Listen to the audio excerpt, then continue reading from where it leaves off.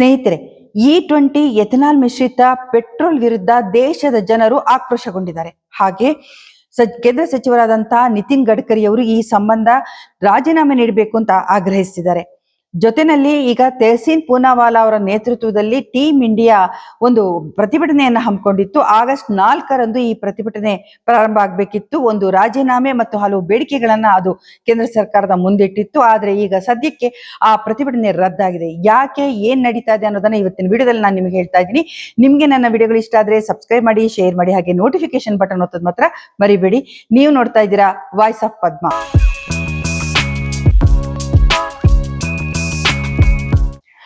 ನಮಸ್ಕಾರ, ನಾನು ಪದ್ಮಾ ಶಿವಮೊಗ್ಗ.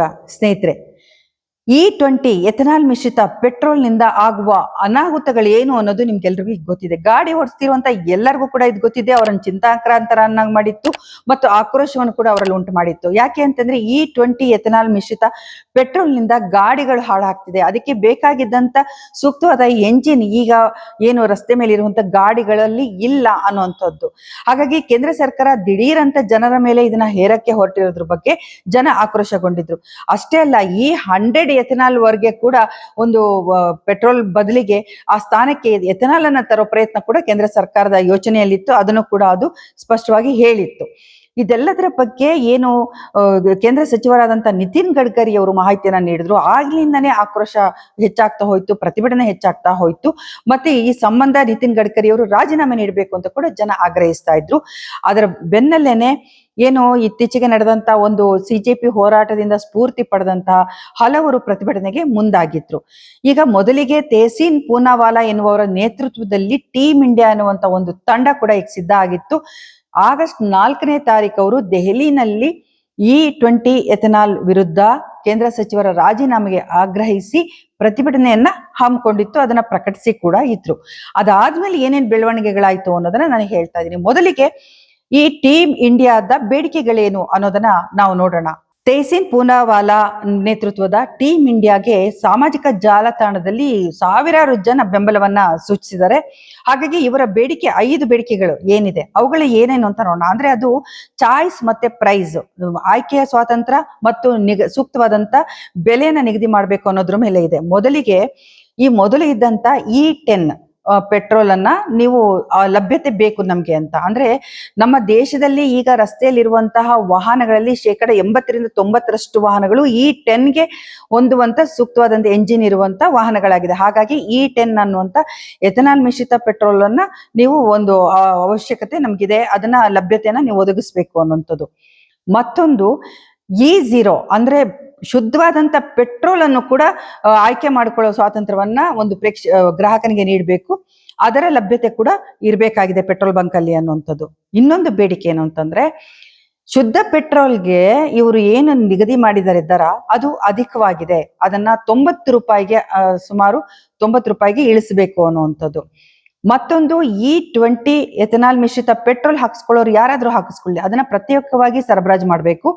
ಅದರ ಬೆಲೆಯನ್ನ ಸುಮಾರು 78 ರೂಪಾಯಿಗೆ ಇಳಿಸಬೇಕು ಅನ್ನೋದು ಬೇಡಿಕೆಗಳಲ್ಲಿ ಒಂದಾಗಿದೆ. ಅಷ್ಟೇ ಅಲ್ಲ, ಈ ಎಥೆನಾಲ್ ಮಿಶ್ರಿತ ಪೆಟ್ರೋಲ್ E20 ಏನ್ ಜಾರಿಗೆ ತಂದಿದ್ದಾರೆ ಈಗ, ಇದಕ್ಕೆ ಸಂಬಂಧಿಸಿದಂತ ಎಲ್ಲ ದಾಖಲೆಗಳನ್ನ ಸಾರ್ವಜನಿಕ ವೇದಿಕೆಯಲ್ಲಿ ಲಭ್ಯತೆ ಇರಬೇಕು, ಅಂದ್ರೆ ಸಾರ್ವಜನಿಕರಿಗೆ ಒದಗಿಸ್ಬೇಕು, ಪಬ್ಲಿಕ್ ಡೊಮೈನ್ ನಲ್ಲಿ ನೀಡಬೇಕು ಅಂತೇಳಿ ಆಗ್ರಹಿಸ್ತಿದ್ದಾರೆ. ಮತ್ತು ಅಷ್ಟೇ ಅಲ್ಲ, ಈಗ ಇದಕ್ಕೆ ಸಂಬಂಧಿಸಿದಂತೆ ಪೆಟ್ರೋಲಿಯಂ ಸಚಿವರಾದಂತಹ ಹರ್ದೀಪ್ ಸಿಂಗ್ ಅವರು ಮತ್ತೆ ಈಗ ಏನು ಕೇಂದ್ರ ಸಚಿವರಾದಂತಹ ನಿತಿನ್ ಗಡ್ಕರಿ ಅವರು ಇದನ್ನ ಜಾರಿಗೆ ತರೋದಕ್ಕೆ ಹೊರಟಿದ್ದಾರೆ. ಇವರಿಬ್ರು ಕೂಡ ಇದರ ಜವಾಬ್ದಾರಿಯನ್ನ ಹೊಣೆಯನ್ನ ಹೊತ್ಕೋಬೇಕು. ಅಂದ್ರೆ ಇಲ್ಲಿ ಸಾರ್ವಜನಿಕ ಆಗಿರುವಂತ ತೊಂದರೆಗೆ ಅವರು ಜವಾಬ್ದಾರರಾಗಬೇಕು. ಮತ್ತು ನಿತಿನ್ ಗಡ್ಕರಿ ಅವರು ಈಗ ಆಗಿರುವಂತ ಒಂದು ಸಂಘರ್ಷ ಏನಿದೆ, ಜನ ಸಂಘರ್ಷ, ಇದಕ್ಕೆ ಒಂದು ಸ್ಪಷ್ಟನೆಯನ್ನ ನೀಡಬೇಕು ಅನ್ನೋದು ಅವರ ಬೇಡಿಕೆ ಆಗಿದೆ. ಈ ಎಲ್ಲ ಬೇಡಿಕೆಗಳೊಂದಿಗೆ ದೆಹಲಿಯ ವಾಹನ ಸವಾರರು ಮತ್ತೆ ಇದು ವಾಣಿಜ್ಯ ಸಾರಿಗೆ ಇರ್ಬೋದು, ಎಲ್ಲ ಟ್ಯಾಕ್ಸಿ ಡ್ರೈವರ್ಸ್ ಗಳಿರ್ಬೋದು, ಎಲ್ಲರೂ ಸೇರಿ ಆಗಸ್ಟ್ 4ರಂದು ಗಾಡಿ ಮಾರ್ಚ್ ಅನ್ನುವಂತ ಒಂದು ಪ್ರತಿಭಟನೆಯನ್ನು ಹಮ್ಮಿಕೊಂಡಿದ್ರು. ಸಂಸತ್ ಭವನಕ್ಕೆ ಒಂದು ಪ್ರತಿಭಟನೆ ರೂಪವಾಗಿ ಒಂದು ಮೆರವಣಿಗೆಯನ್ನು ಹೊರಡೋದಕ್ಕೆ ಪ್ಲಾನ್ ಮಾಡಿದ್ರು. ಆದ್ರೆ ಇದು ಏನಾಯ್ತು ಅನ್ನೋದನ್ನ ಹೇಳ್ತೇನೆ. ಈಗ ಈ ತೆಹಸೀನ್ ಪೂನಾವಾಲಾ ಇವರನ್ನ ಕೇಂದ್ರ ಸರ್ಕಾರದ ಪೊಲೀಸ್ ಇಲಾಖೆ ಏನ್ ಮಾಡ್ತು ಅಂತಂದ್ರೆ ಹೌಸ್ ಅರೆಸ್ಟ್ ಮಾಡ್ತು. ಯಾವತ್ತು? ಜುಲೈ 30ನೇ ತಾರೀಕು. ಯಾಕೆ ಅಂತಂದ್ರೆ ಈ ಪ್ರತಿಭಟನೆಗೆ ಮೊದಲು ತೆಹಸೀನ್ ಪೂನಾವಾಲಾ ಅವರು ಒಂದು ಘೋಷಣೆಯನ್ನ ಮಾಡ್ತಾರೆ ಸಾಮಾಜಿಕ ಜಾಲತಾಣದಲ್ಲಿ. ನಾನು ಆಗಸ್ಟ್ 1ನೇ ತಾರೀಕು ಒಂದು ಮೌನ ವ್ರತವನ್ನ ಆಚರಿಸ್ತಾ ಇದ್ದೀನಿ, ಮತ್ತೆ ಗಾಂಧಿ ಸ್ಮೃತಿವರೆಗೆ ನಾನು ಒಂಟಿಯಾಗಿ ನಾನು ಪಾದಯಾತ್ರೆಯನ್ನ ಮಾಡ್ತೀನಿ. ಇಲ್ಲಿ ನಾನು ಕೇಂದ್ರ ಸರ್ಕಾರದ ವಿರುದ್ಧ, ನಿತಿನ್ ಗಡ್ಕರಿ ವಿರುದ್ಧ ರಾಜೀನಾಮೆಗೆ ಆಗ್ರಹಿಸಿ ನಾನು ಪ್ರತಿಭಟನೆಯನ್ನ ಮಾಡ್ತೀನಿ ಅಂತ ಹೇಳಿದ್ರು. ಹಾಗೆ ಅವರು ಪ್ರಕಟಿಸ್ತಿದ್ದ ಹಾಗೇನೆ ಪೊಲೀಸರು ಅವ್ರ ಮನೆಗೆ ಧಾವಿಸ್ತಾರೆ, ಹಾಗೆ ಅವರನ್ನ ಗೃಹ ಬಂಧನದಲ್ಲಿ ಇರಿಸ್ತಾರೆ. ಇದ್ರ ಬಗ್ಗೆ ಸಾಮಾಜಿಕ ಜಾಲತಾಣದಲ್ಲಿ ತೆಹಸೀನ್ ಪೂನಾವಾಲಾ ಅವರು ಹೇಳ್ಕೊಂಡಿದ್ದಾರೆ. ಅದಕ್ಕೆ ವಿಡಿಯೋ, ಸಂಬಂಧಪಟ್ಟಂತ ವಿಡಿಯೋಗಳನ್ನು ಕೂಡ ಅವರು ದಾಖಲಿಸಿದ್ದಾರೆ. ಈ ತೆಹಸೀನ್ ಪೂನಾವಾಲಾ ಯಾರು ಅನ್ನೋದನ್ನ ನೋಡೋಣ. ಮೊದಲಿಗೆ ತೆಹಸೀನ್ ಪೂನಾವಾಲಾ ಅವರು ರಾಜಕೀಯ ವಿಶ್ಲೇಷಕರು, ಅಂದ್ರೆ ಲಾ ಪದವಿಯನ್ನ ಪಡೆದಿರುವಂತಹ ಇವರು ಯುವಕರಾಗಿದ್ದಾಗ್ಲೇನೆ ಕಾಂಗ್ರೆಸ್ ಪಕ್ಷವನ್ನ ಸೇರ್ತಾರೆ. ಅಲ್ಲಿ ಒಂದು ಮಾಧ್ಯಮ ವಿಭಾಗದಲ್ಲಿ ಅವರು ಮುಖ್ಯಸ್ಥರಾಗಿ, ಮೇಲ್ವಿಚಾರಕರಾಗಿ ಕೆಲಸವನ್ನ ಮಾಡ್ತಿರ್ತಾರೆ. ಹಾಗೆ ಕಾಂಗ್ರೆಸ್ನ ಎಲ್ಲಾ ಚಟುವಟಿಕೆಗಳಲ್ಲಿ ಅವರು ಭಾಗಿಯಾಗಿರ್ತಾರೆ. ಆದ್ರೆ ಕೆಲವು ವರ್ಷಗಳ ನಂತರ ಅವರಿಗೆ ರಾಹುಲ್ ಗಾಂಧಿಯನ್ನ ರಾಷ್ಟ್ರೀಯ ನಾಯಕರನ್ನಾಗಿ ಮಾಡಿರೋದು ಇಷ್ಟ ಆಗೋದಿಲ್ಲ, ಅದು ಸಹಿಸಲ್ಲ. ಇದು ಒಂದು ಕುಟುಂಬ ರಾಜಕಾರಣ ಅನ್ನೋ ಕಾರಣವನ್ನ ನೀಡಿ ಅವರು ಕಾಂಗ್ರೆಸ್ನಿಂದ ಹೊರಗೆ ಬರ್ತಾರೆ. ನಂತರ ಅವರು ಬಿಜೆಪಿನ ಸೇರ್ತಾರೆ, ಅಂದ್ರೆ ಪಿಯೂಷ್ ಗೋಯಲ್ ಅವರ ನೇತೃತ್ವದಲ್ಲಿ ಬಿಜೆಪಿ ಪಕ್ಷವನ್ನ ಸೇರ್ತಾರೆ. ಅಲ್ಲಿ ಕೂಡ ಅವರು ಒಂದು IT ಸೆಲ್ ಮತ್ತೆ ಮಾಧ್ಯಮ ವಿಭಾಗದಲ್ಲಿ ಉಸ್ತುವಾರಿಯನ್ನ ವಹಿಸ್ಕೊಂಡು ನೋಡ್ಕೊಳ್ತಿರ್ತಾರೆ. ಹೀಗೆ ನಡ್ಕೊಂಡು ಬಂದಿದ್ದಂತಹ ತೆಹಸೀನ್ ಪೂನಾವಾಲಾ ಅವರು ಕೊನೆಗೆ ಬಿಜೆಪಿ ಪಕ್ಷದ ರಾಷ್ಟ್ರೀಯ ವಕ್ತಾರರಾಗಿ ಕೆಲಸ ಮಾಡ್ತಾರೆ. ತುಂಬಾ ಜನಪ್ರಿಯತೆಯನ್ನ ಗಳಿಸಿರ್ತಾರೆ. ಯಾಕೆ ಅಂದ್ರೆ ಯಾವುದೇ ಟಿವಿ ವಾಹಿನಿಗಳಲ್ಲಿ ಯಾವುದೇ ಒಂದು ಚರ್ಚೆ ಇದ್ರಿ, ರಾಜಕೀಯ ಚರ್ಚೆ ಇರ್ಬೋದು, ಸಂಘರ್ಷ ಇರ್ಬೋದು, ಅಂತ ಸಂದರ್ಭದಲ್ಲಿ ಬಿಜೆಪಿ ಪರವಾಗಿ ಮಾತನಾಡ್ತಿದ್ದಂಥವ್ರು ಈ ಪೂನಾವಾಲಾ ಅವರು. ಅವರ ವಾಕ್ಚಾತುರ್ಯ ಮತ್ತು ಅವರು ಸ್ಟ್ಯಾಟಿಸ್ಟಿಕ್ಸ್ ಅನ್ನು ಇಟ್ಕೊಂಡು ಮಾತಾಡ್ತಿದ್ದಂಥ ರೀತಿಗೆ ಇಡೀ ದೇಶ ಬೆರಗಾಗಿರುತ್ತೆ. ಹಾಗಾಗಿನೇ ಅವ್ರಿಗೆ ಜನಪ್ರಿಯತೆ ಕೂಡ ಹುಡ್ಕೊಂಡು ಬಂದಿರುತ್ತೆ. ಇದೆಲ್ಲದರ ನಂತರ ಈಗ ತೆಹಸೀನ್ ಪೂನಾವಾಲಾ ಅವರು ಬಿಜೆಪಿಯಿಂದ ಹೊರಗೆ ಬಂದಿದ್ದಾರೆ ಅನ್ನೋದು ಸ್ಪಷ್ಟವಾಗಿ ಕಾಣ್ತಾ ಇದೆ. ಯಾಕೆಂದ್ರೆ ಸಾಮಾಜಿಕ ಜಾಲತಾಣದಲ್ಲಿ ಅವರು ತಮ್ಮ ಖಾಸಗಿ ಖಾತೆನಲ್ಲಿ ಇದ್ದಂತ ಬಿಜೆಪಿಯ ರಾಷ್ಟ್ರೀಯ ವಕ್ತಾರ ಎನ್ನುವಂತ ನೇಮ್ ಅನ್ನ ತೆಗೆದು ಹಾಕಿದ್ದಾರೆ, ಹೆಸರನ್ನ, ಟ್ಯಾಗ್ ಅನ್ನ ತೆಗೆದು ಹಾಕಿದ್ದಾರೆ. ಹಾಗಾಗಿ ಇವರೀಗ ಬಿಜೆಪಿಯಿಂದ ಹೊರಗುಳಿದು ಸಾಮಾಜಿಕ ಕಾರ್ಯಕರ್ತರಾಗಿದ್ರು ಮೊದಲು ಕೂಡ. ಈಗ ಪೂರ್ಣ ಪ್ರಮಾಣದಲ್ಲಿ ಅವರು ಬಿಜೆಪಿ ವಿರುದ್ಧ ಹೋರಾಟಕ್ಕೆ ನಿಂತಿರೋದಂತೂ ಸ್ಪಷ್ಟವಾಗಿ ಇವಾಗ ಗೊತ್ತಾಗಿದೆ. ಬಿಜೆಪಿಯ ದೆಹಲಿ ಮಾಧ್ಯಮದ ಉಸ್ತುವಾರಿ ವಹಿಸಿಕೊಂಡಿದ್ದಂತ ತೆಹಸೀನ್ ಪೂನಾವಾಲಾ ಅವರು ರಾಷ್ಟ್ರೀಯ ವಕ್ತಾರರಾಗಿ ಅವರು ಎಷ್ಟು ವ್ಯಾಪಕವಾಗಿ ಬಿಜೆಪಿಯ ಅರ್ಥ ಮಾಡ್ಕೊಂಡಿದ್ದಾರೆ ಅಂತಂದ್ರೆ ಅದ್ರ ಆಳ ಆಗಲ ಚೆನ್ನಾಗಿ ಅವ್ರಿಗೆ ಗೊತ್ತಿದೆ. ಅಂತದ್ರಲ್ಲಿ ಈಗ ಅವರು ಬಿಜೆಪಿ ವಿರುದ್ಧನೇ ಸೆಟೆದು ನಿಂತಿರೋದು ಈಗ ಬಿಜೆಪಿಯ ಕಾರ್ಯವೈಖರಿ ಎಂತದ್ದು ಅನ್ನೋದಕ್ಕೆ ಒಂದು ಸಾಕ್ಷಿಯಾಗಿದೆ ಅಂತಾನೆ ಹೇಳಬಹುದು.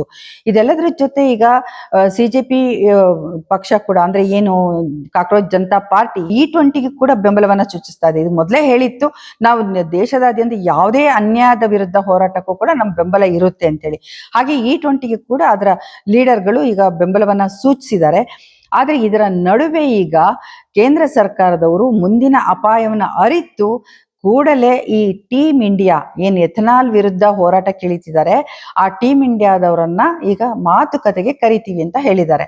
ಅಂದ್ರೆ ಇನ್ನು 3-4 ದಿನಗಳಲ್ಲಿ ನಾವು ಮಾತುಕತೆಗೆ ನಿಮ್ಮನ್ನ ಕರಿತೀವಿ, ನಿಮ್ಮ ಪ್ರತಿಭಟನೆಯನ್ನ ಸದ್ಯಕ್ಕೆ ನಿಲ್ಲಿಸಿ ಅನ್ನೋಂತ ಸೂಚನೆಯನ್ನ ನೀಡಿದ್ದಾರೆ ಅಂತ ಈಗ ತೆಹಸೀನ್ ಪೂನಾವಾಲಾ ಅವರು ಹೇಳಿದ್ದಾರೆ. ಇದು ಒಂದು ರೀತಿಯಲ್ಲಿ ಮೊದಲ ವಿಜಯ ಅಂತ ಕೂಡ ಅವರು ಪೂನಾವಾಲಾ ಹೇಳ್ಕೊಂಡಿದ್ದಾರೆ.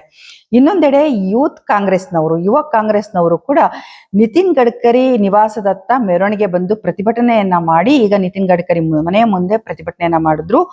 ಅಲ್ಲಿ ಹಲವರನ್ನ ಈಗ ಪೊಲೀಸರು ತಮ್ಮ ವಶಕ್ಕೆ ಪಡ್ಕೊಂಡಿದ್ದಾರೆ. ಕಾಂಗ್ರೆಸ್ ಪಕ್ಷ ಎಥನಾಲ್ ವಿರುದ್ಧ ಸಂಸತ್ನ ಅಧಿವೇಶನದೊಳಗೆ ಮತ್ತು ಹೊರಗೆ ಎರಡೂ ಕಡೆ ಪ್ರತಿಭಟನೆ ಮಾಡ್ಕೊಂಡೇ ಬಂದಿದೆ. ರಾಹುಲ್ ಗಾಂಧಿ ಅವರು ಕೇಂದ್ರ ಸರ್ಕಾರದ ವಿರುದ್ಧ, ಪ್ರಧಾನಿ ವಿರುದ್ಧ ವಾಗ್ದಾಳಿಯನ್ನ ಮಾಡ್ತಾ ಇದ್ದಾರೆ. ಈ ಎಥನಾಲ್ 20ಯ ಒಂದು ಅಕ್ರಮದ ಬಗ್ಗೆ ಅವರು ಪ್ರಶ್ನೆ ಮಾಡ್ತಾನೆ ಇದ್ದಾರೆ. ಯಾಕಂದ್ರೆ ನಿತಿನ್ ಗಡ್ಕರಿ ಅವರು ತಮ್ಮ ಮಕ್ಕಳು ನಡೆಸಿರುವಂತ ಫ್ಯಾಕ್ಟರಿಗಳಲ್ಲಿ ಉತ್ಪಾದನೆ ಆಗುವ ಎಥನಾಲ್ಗಾಗಿ ಈ ರೀತಿಯ ಒಂದು ಎಥನಾಲ್ನ ಬಳಕೆನ ದೇಶದಾದ್ಯಂತ ಗ್ರಾಹಕರ ಮೇಲೆ ಹೇರ್ತಿದ್ದಾರೆ ಅನ್ನೋದು ಈಗ ಸ್ಪಷ್ಟ ಆಗಿದೆ. ಇದ್ರ ಬಗ್ಗೆ ನಾನು ಈ ಹಿಂದೆ ಈಗಾಗಲೇ ಎಥನಾಲ್ ಬಗ್ಗೆ ನಾನು ಒಂದು ವಿಡಿಯೋ ಮಾಡಿದ್ದೀನಿ. ಅದರಲ್ಲಿ ವಿಸ್ತಾರವಾಗಿ ನಾನು ಅದನ್ನ ವಿವರವಾಗಿ ನಿಮ್ಗೆ ತಿಳಿಸಿದ್ದೀನಿ. ಸಾಧ್ಯವಾದ್ರೆ ದಯವಿಟ್ಟು ಆ ವಿಡಿಯೋನ ನೀಡಿ. ನಿಮ್ಗೆ ಅವಾಗ ಈ ಎಥನಾಲ್ ಹಿಂದಿರುವಂತ ರಾಜಕೀಯ ಏನು, ಈ ನಿತಿನ್ ಗಡ್ಕರಿ ಅವರು ಯಾಕೆ ಇಷ್ಟೊಂದು ಆಸಕ್ತಿಯಿಂದ ಇದನ್ನ ಜಾರಿಗೆ ತರ್ತಿದ್ದಾರೆ ಅನ್ನೋದು ಗೊತ್ತಾಗುತ್ತೆ.